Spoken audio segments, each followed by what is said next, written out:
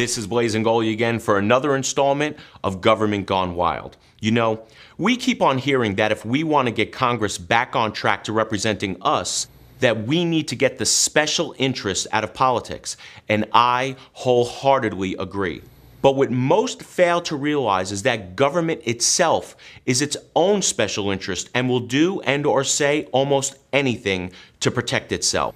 Now stay tuned, because at the end of this video, I'm going to show you why our freedoms may be at stake if we don't cut government soon. Our federal government has seen an explosion in its size over the last 10 years, and both political parties are to blame for this. How big has it grown?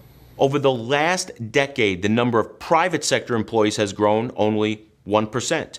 But the number of federal government employees has grown 15%. We are now out of the era of big government and into the era of enormous government. Basically, Congress used this recession to expand government and entrench government workers.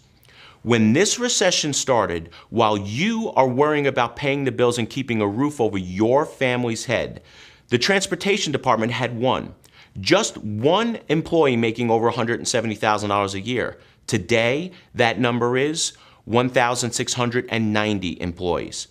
When this recession started, while you are worrying about keeping your job and putting food on your table, the Department of Defense had 1,868 employees making over $150,000 a year. Today, that number is 10,100 employees. In fact, when this recession started, the number of federal employees making more than $100,000 a year doubled in less than 2 years.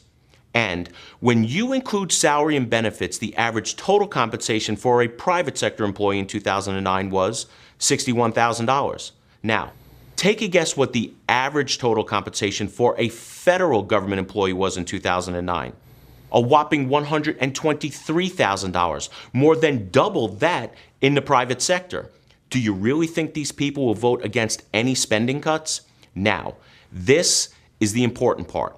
There are approximately 21,300,000 government employees in this country. We'll talk about special interest. About 16% of this nation's voting electorate works for government. And most people have at least one person close to them, like a spouse, who will vote with them in an effort to keep their job. Well, that means at least 32% of the voting electorate will come out and vote against anyone who talks openly about spending cuts. And when that number hits 50%, well, it's game over, folks. And then we, the people, will be in the permanent minority. And therein lies the hidden danger of big government. Now, the only way we can make a difference is if people hear this message. Please forward this video to everyone you know before we wake up one day and it's too late. Well, that's it for this edition of Government Gone Wild. Be sure to visit our website and sign up for our email updates, and become a fan on Facebook and suggest it to all of your friends.